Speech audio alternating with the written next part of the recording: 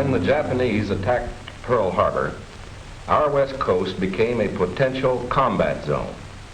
Living in that zone were more than 100,000 persons of Japanese ancestry, 2/3 of them American citizens, 1/3 aliens.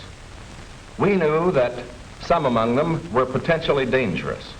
Most were loyal, but no one knew what would happen among this concentrated population if Japanese forces should try to invade our shores.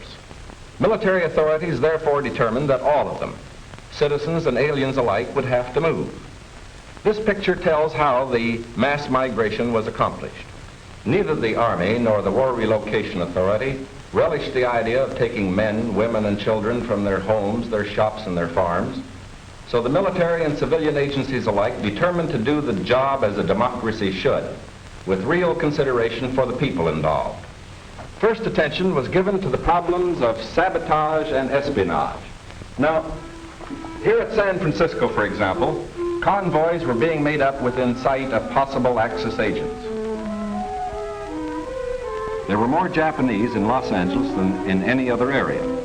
At nearby San Pedro, houses and hotels occupied almost exclusively by Japanese were within a stone's throw of a naval air base, shipyards, oil wells. Japanese fishermen had every opportunity to watch the movement of our ships. Japanese farmers were living close to vital aircraft plants. So as a first step, all Japanese were required to move from critical areas such as these. But of course, this limited evacuation was a solution to only part of the problem. The larger problem, the uncertainty of what would happen among these people in case of a Japanese invasion, still remained. That is why the commanding general of the Western Defense Command determined that all Japanese within the coastal area should move inland. Immediately, the Army began mapping evacuation areas and for a time encouraged the Japanese to leave voluntarily. The trouble for the voluntary evacuees soon threatened in their new locations.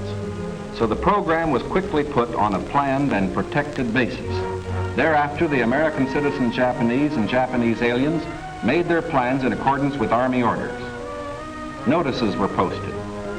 All persons of Japanese descent were required to register. They gathered in their own churches and schools, and the Japanese themselves cheerfully handled the enormous paperwork involved in the migration. Civilian physicians made preliminary medical examinations. Government agencies helped in 100 ways. They helped the evacuees find tenants for their farms. They helped businessmen lease, sell, or store their property. Now, this aid was financed by the government, but quick disposal of property often involved financial sacrifice for the evacuees. Now the actual migration got underway. The Army provided fleets of vans to transport household belongings and buses to move the people to assembly centers. The evacuees cooperated wholeheartedly. The many loyal among them felt that this was a sacrifice they could make in behalf of America's war effort. In small towns as well as large, up and down the coast, the moving continued.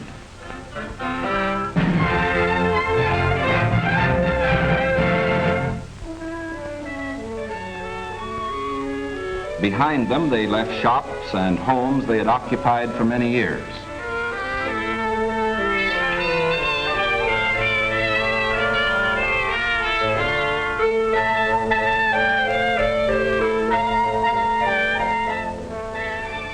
Their fishing fleets were impounded and left under guard. Now they were taken to racetracks and fairgrounds where the Army almost overnight had built assembly centers. They lived here until new pioneer communities could be completed on federally owned lands in the interior. Santa Anita Racetrack, for example, suddenly became a community of about 17,000 persons. The Army provided housing and plenty of healthful, nourishing food for all. The residents of the new community set about developing a way of life as nearly normal as possible. They held church services, Protestant, Catholic, and Buddhist. They issued their own newspaper, organized nursery schools, and some made camouflage nets for the United States Army.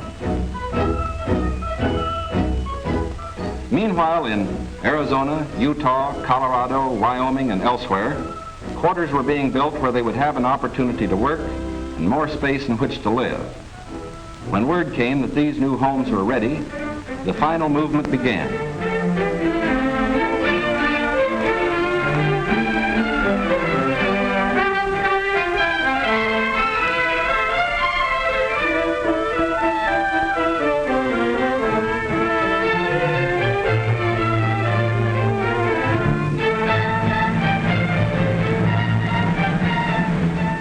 At each relocation center, evacuees were met by an advance contingent of Japanese who had arrived some days earlier and who now acted as guides.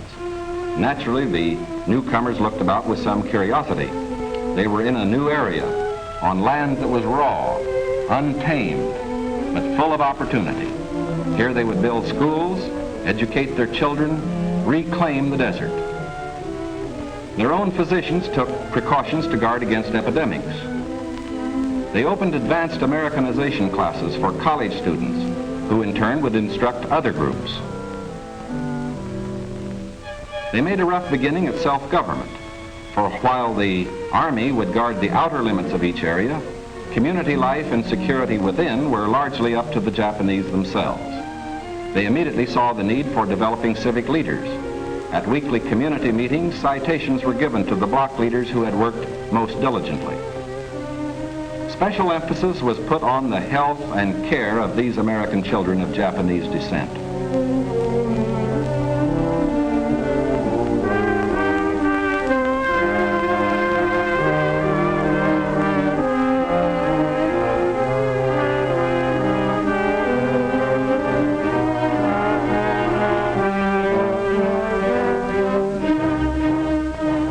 Their parents, most of whom are American citizens, and their grandparents, who are aliens, immediately wanted to go to work.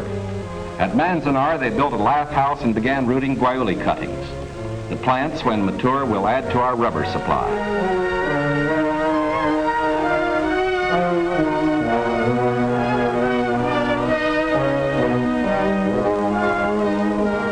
At Parker, they undertook the irrigation of fertile desert lands.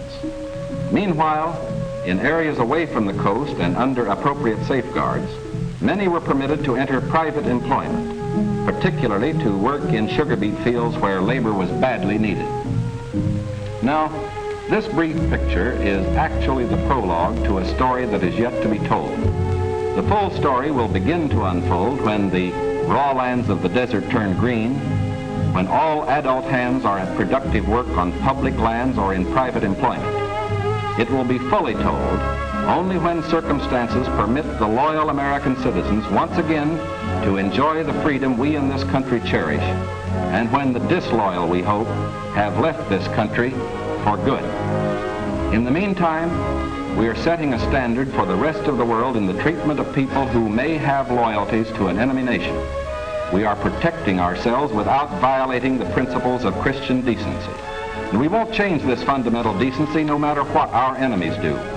But of course, we hope most earnestly that our example will influence the Axis powers in their treatment of Americans who fall into their hands.